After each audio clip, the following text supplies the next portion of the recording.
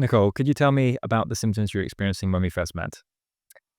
When I first met you, I had an ear infection a few months before, and it was an inner ear infection which was undetected for a while. Uh, and I thought that I'd recovered okay from it, but then I started getting some vertigo, some head movements, some dizziness. I suffered with vertigo on and off for most of my life, and being cautious about it, but being able to cope with it quite well with some head movements, some exercises that I'd been taught to do. But this wasn't going away. In fact, it was getting worse and worse and worse, to the point where I just literally couldn't function. I thought that maybe I was having the early onset dementia because I had so much brain fog. I couldn't walk steadily. I was very confused. My husband was very concerned about me. I was very emotional. And it just got worse and worse, to the point where I didn't feel comfortable going out without him. And if I did, I used a cane. Go into hospital appointments with a cane, and it was very, very horrible. I wasn't sleeping.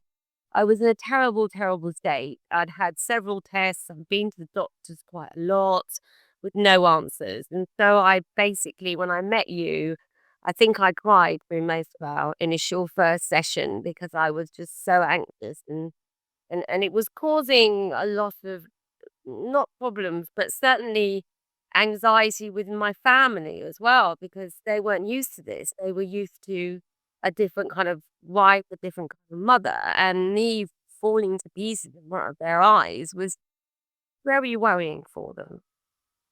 Yeah, absolutely. It really does. It almost changes your personality, doesn't it? You could Yeah, go from being absolutely. very social and outgoing, uh, Absolutely. and suddenly your world just gets smaller and smaller, and people don't really understand why you're no longer doing the things you used to No, enjoy.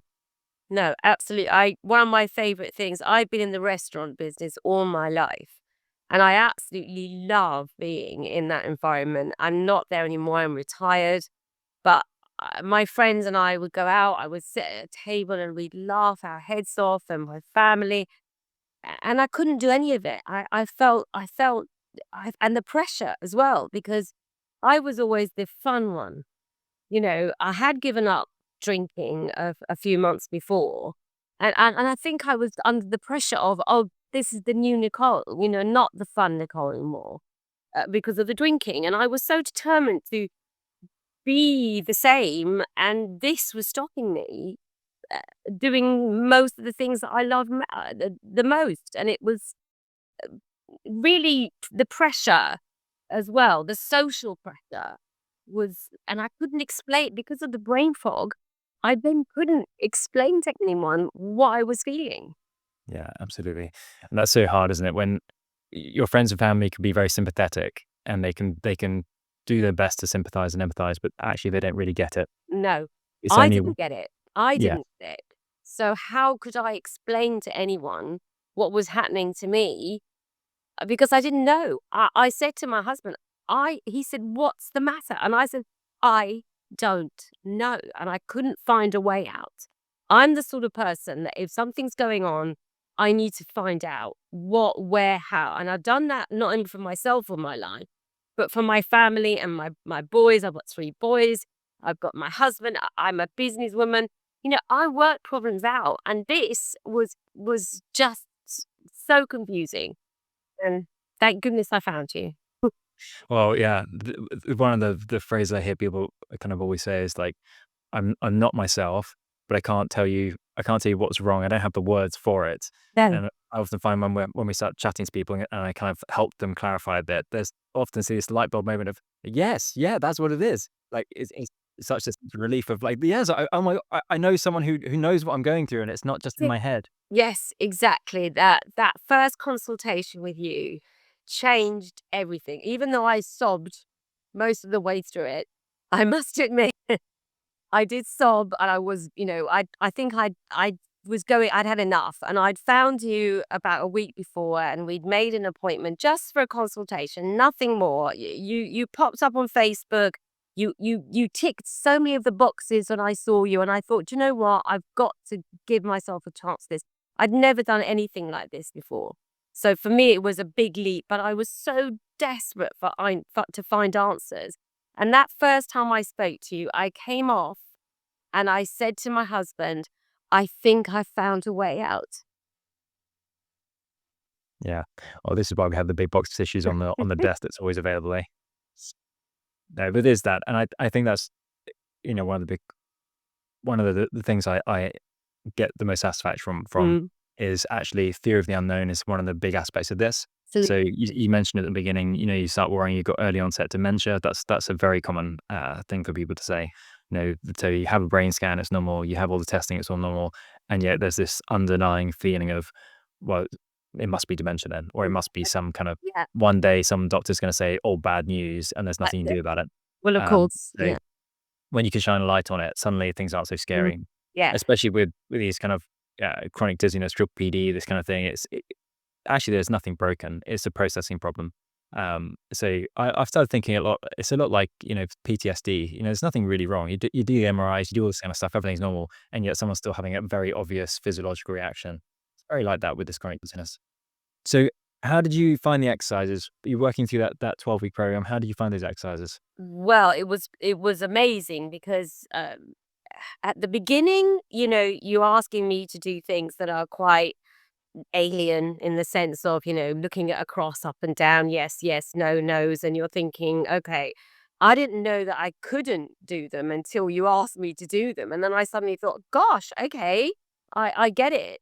And for me, and I say this to everybody, for me, the biggest moment came when I realized what you were doing was going to help me really, truly. You can test these things out, but actually to see an improvement in myself in quite a short time, little steps, little improvement, and then you work hard, and then one of the exercises maybe you can't do as well, and then you're stumbling, and there's one particular one that I just mentioned, I really was struggling with that.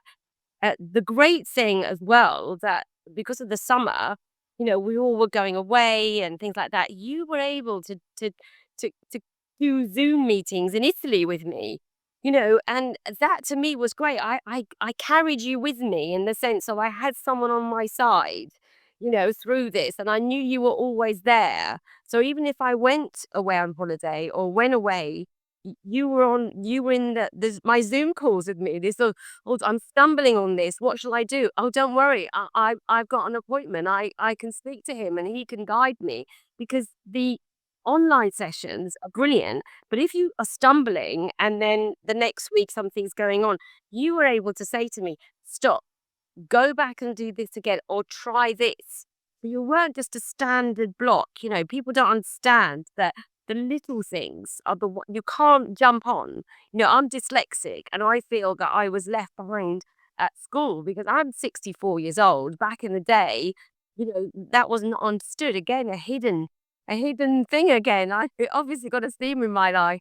But I was left behind because everyone was going forward and I was left behind. And then it got further and further behind.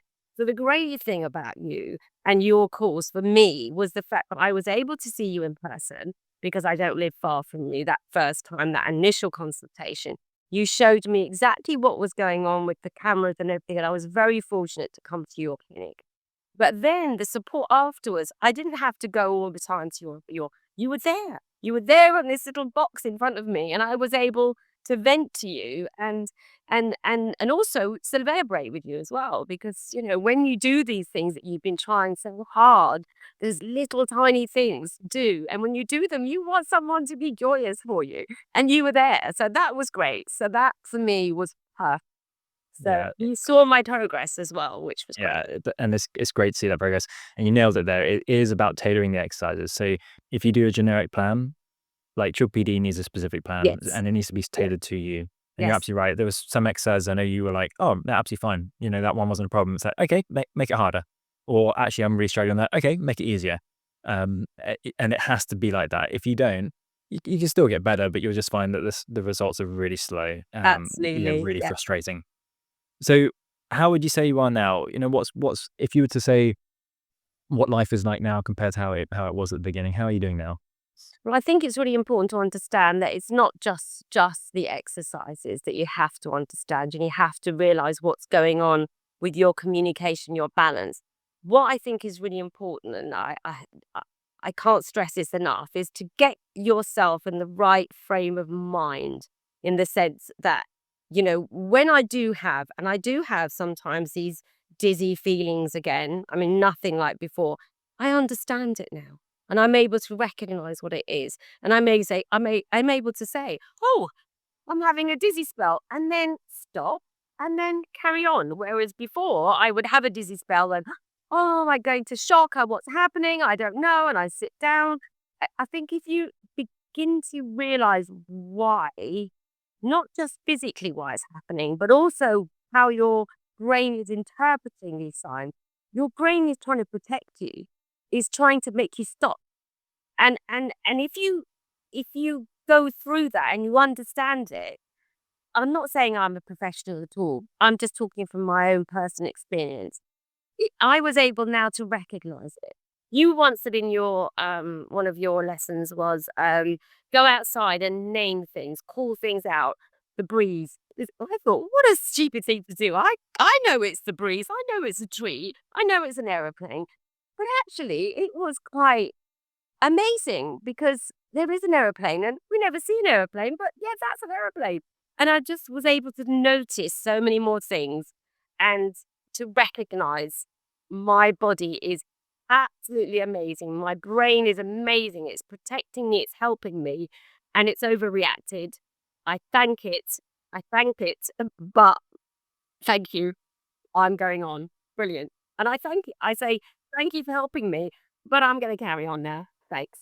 Yeah, Yeah, I know. perfect. You couldn't have said that any better. That's exactly right. That's I exactly the right But that's mindset, my and that interpretation of. no, it's perfect. That's exactly right. It's a protective thing. It's an adaptation, but it's gone too far. It becomes a maladaptation, and that mindfulness walking is so simple and yet it's so powerful if people Er, commit to it. So I it's love it. about if people aren't familiar with it, the idea is that as you're walking along, currently with your PD, you're overly visually focused. So everything is, where's my foot? Where's that person? Am I going to bump into them? Oh Looking no, down. Yeah. it's dark in there. Can I get to see? It's constantly vision, vision, vision. And so Mm. what we're doing is need to tune into your other senses. So what's it feel like my foot on the floor? What's the breeze on my skin? What's that sound? Is it close? Is it far away? And actually, it's classic mindfulness, but it's just trying to get you out of your head and kind of back into the rest of your body, and it works so well. I love it when people admit to it and see the benefits. It's so good. But you said to me as well something very important at the beginning. My best friend was getting married, and they'd been a couple for 24 years, and they were finally getting married, and I was going to be her maid of honor, and she was going to have lots of celebrations just when I was feeling my worst. And one of the things I said to you in your office was, "Oh, but how am I going to deal with?" And you went, "Stop. That you're catastrophizing. You're thinking about something before it's even happened." You recommended the noise cancellation earplugs, which were an absolute lifesaver for me, because the sounds of being in a big room with lots of music, and I had to go. I had to go to the lunches and dinners and the wedding. I was able to just pop them in delicately and not make a big deal out of it, because that's another thing as well. You don't want to spoil people's fun, and to have those little things, like little things that I could rely on, sit at the top of the table and look down into the table and not have to do what I called the tennis match, that would make me so ill trying to keep up with everyone's conversations. To sit at the top of the table and say to your friend very discreetly, "I need this, I need it, would you mind this, would you mind that?" To pop the earplugs in and just go along with it, and not worry too much. That helped a great deal, and I got through it, and she got married. Oh, that's exactly right. And again, it's as you said, it's the education. The more you understand about it, the easier it is. So you can go into a wedding or a festival or a big party, and as long as you understand what the triggers are, Mhm. and actually you can plan your day around it.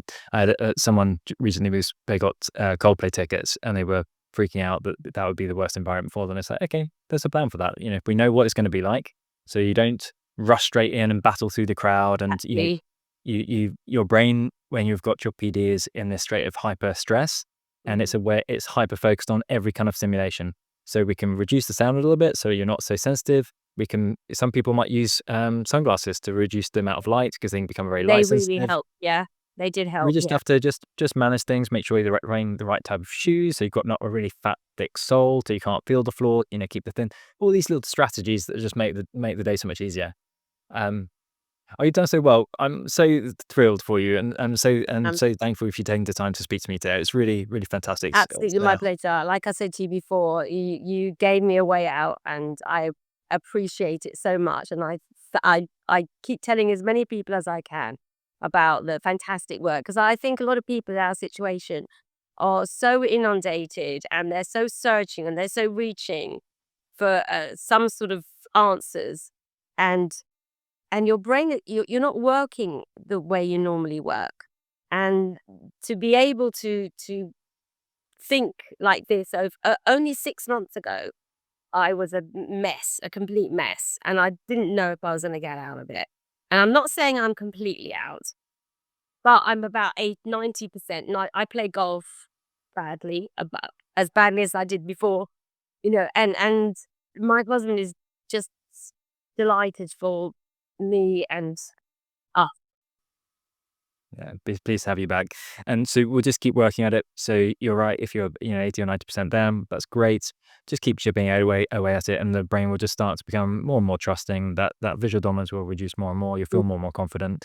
And then instead of that anxiety, dizziness cycle spiraling up, it just unwinds and unwinds and unwinds until you'll start to realize, oh, I haven't thought about it this week. Oh, Yes, I haven't thought about it this month, and yeah. and then onwards. Oh, here's hoping. Fantastic. Thanks so much, Nicole. I really appreciate it. Yeah, you've introduced me to mindfulness, which I'm appreciated for as well. So I appreciate you for. Thank you very much, Jake. Yeah, Thank you. you're most welcome. Thank you.